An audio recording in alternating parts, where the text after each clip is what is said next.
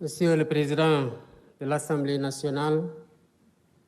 Madame la Présidente du Haut Conseil des collectivités territoriales, Monsieur le Président du Conseil économique, social et environnemental,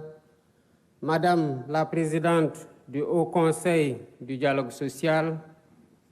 Monsieur le Président du Conseil constitutionnel, Monsieur le Premier Président de la Cour suprême, Monsieur le Procureur général près la dite Cour, Mesdames, Messieurs les anciens chefs de juridiction suprême, Monsieur le Médiateur de la République,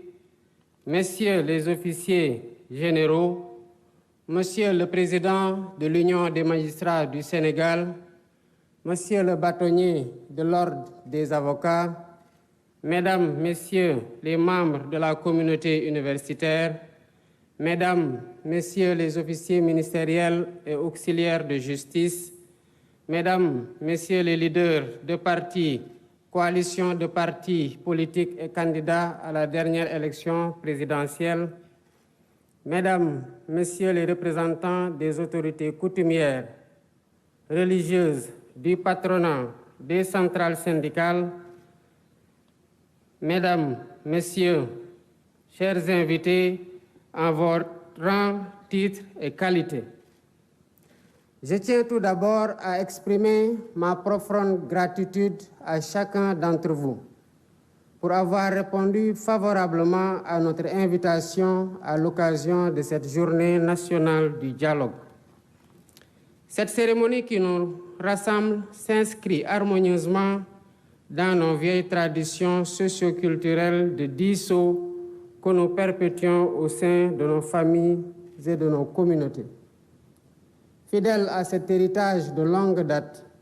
j'ai tenu à maintenir dans le calendrier républicain la date symbolique du 28 mai consacrée au dialogue national. En accord avec l'esprit de mon discours d'ouverture, de mon discours d'investiture, de mon message à la nation à l'occasion de la fête de l'indépendance et de mes orientations au Conseil des ministres du 9 avril, je réitère aujourd'hui la priorité élevée que j'accorde à la concertation comme mode de gouvernance des affaires publiques. Je demeure en effet convaincu que la vertu préventive du dialogue en temps de paix éloigne les spectres de la tension et favorise les dynamiques consensuelles, consolidant ainsi notre démocratie et assurant la stabilité indispensable au développement économique et social dans l'intérêt supérieur de la nation. Dialoguer en temps de paix, en partageant la part d'humanité qui existe en chacun de nous, est un examen à l'aune duquel une nation mesure sa grandeur. C'est tout le sens de cette journée, dont le thème porte sur la réforme et la modernisation de la justice. La problématique et l'urgence d'y faire face nous interpellent tous au-dessus de toute considération partisane. La diversité des acteurs ici présents en témoigne éloquemment. De plus, pour faire de cette concertation un cadre inclusif le plus large possible, nous avons lancé le 23 mai la plateforme Jubanti comme Vox Populi pour recueillir les contributions citoyennes. La justice étant rendue au nom du peuple, il est donc pertinent que le peuple ait son mot à dire sur la manière dont elle doit être rendue. Au demeurant, je rappelle déjà qu'en avril 2018, le besoin de modernisation de la justice avait fait l'objet d'un rapport d'un comité de concertation mis en place par le garde des Sceaux, ministre de la Justice. 6 années après ces concertations, et après avoir été traversées par de violentes secousses, force est de reconnaître que notre système judiciaire a besoin d'une profonde refondation, que seule une approche inclusive permettra de réussir. Œuvre collective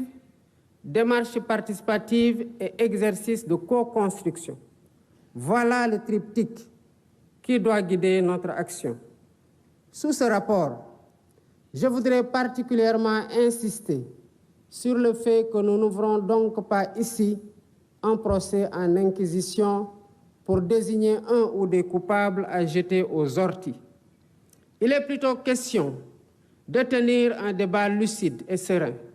posé et apaisé, pour ausculter notre système judiciaire, identifier ses forces et faiblesses et rechercher ensemble les solutions aptes à refonder son fonctionnement et à améliorer ses performances. Je ne reviendrai pas ici sur les principes fondamentaux de la justice dans un état de droit, sinon pour en rappeler la quintessence, à savoir la séparation des pouvoirs, l'indépendance, l'impartialité et l'intime conviction du juge, l'égalité de tous devant la loi, la présomption d'innocence, le principe du contradictoire, le droit à un procès équitable et l'habeas corpus, bouclier contre les arrestations et détentions arbitraires. En rappelant ces principes énoncés et encadrés par des textes légaux et réglementaires, j'ai en même temps conscience qu'ils ne suffisent pas à eux seuls pour jauger l'indépendance, la crédibilité et l'efficacité d'un système judiciaire. En effet, quelle que soit la pertinence des textes, c'est d'abord et surtout à l'aune de la pratique qu'on peut juger si un système judiciaire répond aux idéaux et exigences de l'état de droit. Voilà pourquoi, à travers ces assises, nous voulons interroger notre système judiciaire en revisitant ses règles et mécanismes afin de le perfectionner et le hisser à la hauteur des ambitions et aspirations de notre peuple. Les thématiques qui seront débattues incluent notamment le statut des magistrats, l'organisation et le fonctionnement du Conseil supérieur de la magistrature, la dématérialisation du service public de la justice et le numérique, le temps du procès pénal, le régime de la sanction pénale, le cadre juridique et institutionnel de l'administration pénitentiaire, les conditions de détention et de préparation à la réinsertion sociale des détenus, le régime de la privation de liberté, la prise en charge des enfants en danger ou en conflit avec la loi. La finalité de cet exercice est de nous aider à baliser la voie pour une réforme pragmatique de notre système judiciaire, afin qu'il inspire davantage confiance aux justiciables et préserve sa dignité. Pour ce faire, nous devons travailler à mettre en place un système plus transparent de gestion de la carrière des magistrats, à définir un régime de privation de liberté mieux encadré, à aménager un dispositif législatif et institutionnel de nature à favoriser la célérité dans le traitement des procédures judiciaires et à humaniser l'univers carcéral, à instituer des plateformes dématérialisées et fonctionnelles et améliorer le fonctionnement du système par l'allocation de moyens budgétaires suffisants et la poursuite du programme de construction et de réhabilitation des infrastructures. Il convient aussi de rappeler que pour bâtir l'état de droit que nous voulons, la réforme et la modernisation du système judiciaire ne doivent pas seulement se limiter au volet pénal, qui, il est vrai, polarise plus notre attention collective. Nous ne devons pas oublier les affaires civiles, dont la matière commerciale constitue une composante majeure, le droit du travail et le contentieux administratif, autant de domaines dont la prise en charge conditionne le fonctionnement de la justice. En portant nos réflexions sur tous les sujets à l'ordre du jour, je souhaite que nos échanges s'inscrivent dans une démarche pragmatique et répondent à la finalité de l'exercice. Mais ce faisant, gardons-nous de vouloir bâtir une république des juges qui remettrait en cause le principe cardinal de la démocratie, à savoir le gouvernement du peuple, par et pour le peuple, en vertu duquel les élus restent les dépositaires légitimes du pouvoir étatique. Je suis confiant que nous pouvons y parvenir par une concertation sereine, ouverte et apaisée. Sur ce, je déclare ouverte la Journée nationale du dialogue et souhaite plein succès à nos travaux. Je vous remercie de votre aimable attention. Voilà, Seigneur Ali.